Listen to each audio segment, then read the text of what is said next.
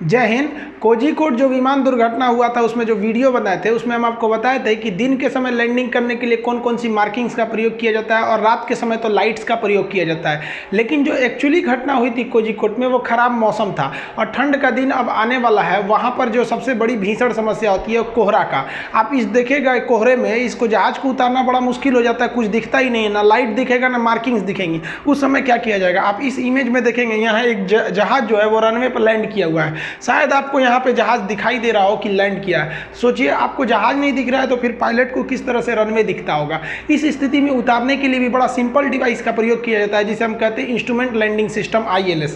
यहाँ ये ILS system लगे हुए हैं, इसी के द्वारा उतारा जा सकता है। ये ग्लाइड को आराम से कंट्रोल कर सकता था, लेकिन इस बार जो कोझिकोड की दुर्घटना हुई है उसमें ILS होने के बावजूद भी पता नहीं कैसे फ्लाइट की हाइट इतनी ज़्यादा थी कि दो बार गो अराउंड करना पड़ा, यानी वापस ले जाना पड़ा जहाज को। इस घटना की 100% सत्यता तो तभी पता चलेगी जब ब्लैक बॉक्स उसका आ जाएगा। तब ब्लैक बॉक्स क्या चीज़ होता है, जो ऑरेंज कलर का होता है, उसका हम एक बार वीडियो बना चुके हैं। आप उसको डिस्क्रिप्शन में लिंक दे देंगे, आप उसे जाके देख लीजिएगा। आप समझते हैं ये ILS काम कैसे करता है। देखिए जब भी कोई घना कोहरा होता है तो सबसे बड़ा समस्या क्या होता है कि जो रनवे है उसके सीध में जहाज है या नहीं है। मान लीजिए रनवे इधर है, जहाज यहाँ उतर जाएगा तो दिक्कत हो जाएगा। तो पहला क्या चीज़ होता है, आपको रनवे के सेंटर लाइन में मैच करना है। दूसरी समस्या क्या आती है कि भाई हाइट ज़्यादा रहना चाहिए या कम रहना चाहिए, मतलब मीडियम हाइट रहना चाहिए। हाइट जो होता है वो एंगल के हिसाब से देख सकते हैं। तो इसी को मेजर करने के लिए प्रयोग किया जाता है हम लोग को LAS इंस्ट्रूमेंट लैंडिंग सिस्टम। जैसे ये जहाज है तो एक ये एंगल बनाएगा, तो अगर ये एंगल ज़्यादा है तो फिर ये उतरेगा, यहाँ तो उतर नहीं पाएगा, ज़्यादा एंगल है तो आगे जाके उतरेगा, जाके उधर गिर जाएगा। और दूसरा कि मान लीजिए ये इसको इस सीध में उतरना है, उतर जाएगा इस सीध में, तो ये इसी को रोकने के लिए ILS का प्रयोग करते हैं। ILS सिस्टम में मेनली दो चीज़ें होती हैं। एक होता है एंटीना, आप यहाँ से लेकर यहाँ तक देख रहे होंगे ये एंटीना लगे हुए हैं, ये सब एंटीना लगे हुए हैं। ये क्या करता है, यही बताता है कि रनवे के बीचों बीच की जानकारी यही देता है, एकदम बीच में ले आ देता है। इसे हम कहते हैं लोकलाइजर। ये एंटीना हो गया लोकलाइजर। अब यहाँ आप देखेंगे कि एक खड़ा हुआ इस ये शेप में है, यहाँ एक दूसरा एंटीना टाइप का है।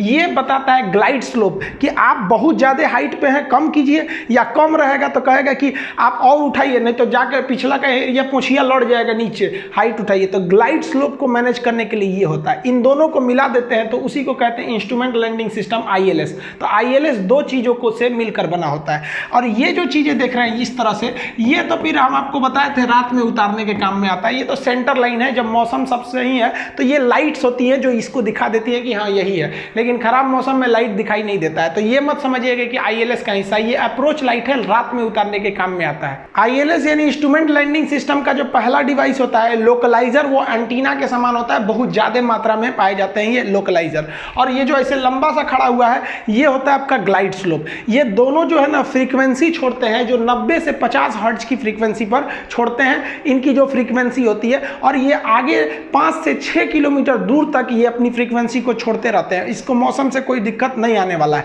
तो पायलट 5 से 6 किलोमीटर पहले ही अपने हिसाब से लाइनअप कर लेता है लोकलाइजर से और अपने ग्लाइड को मेंटेन कर लेता है। तो ये हो गया आपका लोकलाइजर और ये हो गया आपका ग्लाइड स्लोप। दोनों 90 से 50 डिग्री के 50 हर्ट्ज की फ्रीक्वेंसी पर काम करते हैं। ILS का लोकलाइजर और ग्लाइड स्लोप तो बता देगा कि पायलट को कि भाई आपका हिसाब गड़बड़ है, लेकिन इस जहाज में बैठा पायलट को कैसे पता चलेगा कि हम गड़बड़ हैं? और अगर पता भी चल गया गड़बड़ है तो कैसे ये करेगा ऊपर नीचे, इसको कैसे कंट्रोल करेगा पायलट? पायलट जिस केबिन में बैठता है उसे हम लोग कहते हैं कॉकपिट। कॉकपिट में ILS द्वारा आ रहे सारे सिग्नल को मॉनिटर किया जाता है और उस हिसाब से कंट्रोल किया जाता है। कॉकपिट में ये वाला हिस्सा देख रहे हैं, इसे कहते हैं प्राइमरी फ्लाइट डिस्प्ले। ये जो होता है PFD, प्राइमरी फ्लाइट डिस्प्ले, इसी से पता चलता है। अभी यहाँ एक चीज देखेंगे तो ये रडार है, यहाँ आप देख रहे होंगे लाइनिंग है, तो इसको पता है कि भाई हमको इस डायरेक्शन में जाना है। तो डायरेक्शन तो फिक्स है, लेकिन केवल डायरेक्शन ही नहीं होता। हम आपसे कहते हैं कि इधर ही है एयरपोर्ट, तो क्या चल उतर जाइएगा, मौसम खराब है, तो वो भी तो पता चलना चाहिए एयरपोर्ट से सीध में है कि नहीं। अब हमारी हाइट एयरपोर्ट पे उतरने लायक है कि नहीं है, तो ये तो सीध बता दिया कि आप इस डायरेक्शन में जा सकते हैं, लेकिन लेकिन केवल डायरेक्शन दे देने से आप लैंड नहीं कर पाएंगे। अब यहाँ आप देख रहे हैं ये मौसम रडार है, ग्रीन वाला जिधर हमको जाना है वहाँ पे कोई दिक्कत नहीं, कोई बादल वगैरह उतना नहीं है, सब मौसम सही है। और ये जो ग्रीन वाला एरिया देख रहे हैं, इसे छिड़क दिया है कलर टाइप का, वो ग्रीन वाला एरिया बता रहा है कि यहाँ जा सकते हैं, कोई दिक्कत नहीं है। येलो वाला बता रहा है कि भाई यहाँ पर थोड़े आंधी तूफान मिल सकते हैं। रेड वाला एरिया तो एकदम हाईली स्टॉर्म है, इसमें जाएंगे तो जहाज फंस जाएगा आपका। तो अभी हम मेनली PFD को देखते हैं। ये प्राइमरी फ्लाइट डिस्प्ले है, इसी के हिसाब से पता चलता है। इसमें 4 चीजें बताई गई रहती है। इधर ये जो देख रहे हैं ये नंबरिंग, ये स्पीड को बताता है कि जहाज की स्पीड कितनी है, क्योंकि लैंडिंग के समय स्पीड भी बहुत मायने रखता है। और ये वाले जो डाटा देख रहे हैं यहाँ डाटा, ये आपको एल्टीट्यूड को बता रहा है और ये स्पीड को बता रहा है कि कितनी स्पीड है।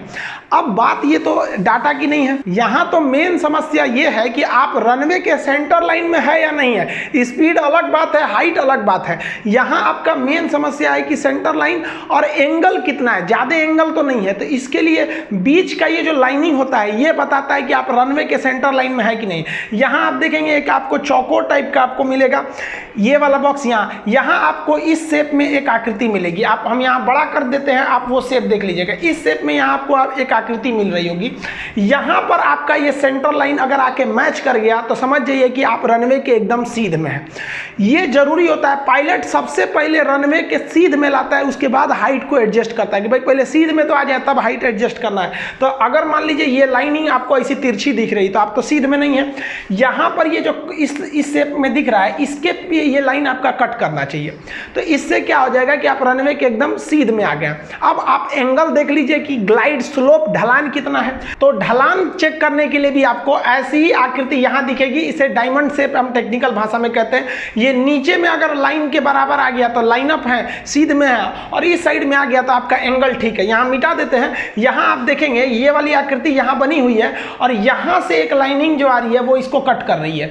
तो अगर ये इसको कट कर दी तो ये एल्टीट्यूड सही है, आपकी ऊंचाई ठीक है। और ये जो लाइनिंग आ रही है ये नीचे वाले डायमंड को कट कर दी तो मतलब आप सीध में है, ये बताता है कि सीध में है। और ये लाइनिंग बताती है कि हाइट पर है। अगर ये दोनों मैच है, यहाँ एकदम बीच में क्रॉस कर दिया तब आपका मौसम कैसे हो रहा है, आराम से ले जाइए। अब बस ये मैच हो गया ना, अब धीरे धीरे हाइट को कम करिए और धीरे धीरे स्पीड को कम करिए। आंख बंदो करते रहेंगे, मतलब आंख तो खोल के रहना है, मतलब आगे कुछ भी नहीं दिखेगा तो कंफर्म जाके आप लैंडिंग करेंगे। ये तो रडार वाला हिस्सा हो गया, ये अलग चीज है। PFD में यहाँ देखिए ये वाला ससुरा उलाटेगा, यहाँ इसका ये मेन जो रनवे का सेंटर लाइन है ये भी मैच नहीं कर रहा है और ये जो ग्लाइड है ये भी मैच नहीं कर रहा है। ये तो गया, हमको लग रहा है ये उड़ाते हुए ही इसका इमेज लिया गया है। हालांकि अगर लैंडिंग के समय ऐसा है तो गड़बड़ है। इसको क्या करना पड़ेगा, सीध में लाना पड़ेगा इस तरह से। तो जहाज का जो यॉक होता है उससे इसको सीध में लाना पड़ेगा। यहाँ देखिए यहाँ पर इसका डायमंड, यहाँ डायमंड इसका त्रिभुज के समान है तो ये यहाँ पर है, मेन सेंटर लाइन भी इसी के से गुजर रहा है तो ये तो ठीक है। यहाँ देखिए यहाँ का जो डायमंड ना बना के यहाँ त्रिभुज बनाया है और यहाँ से जो लाइनिंग है वो इसके सीध में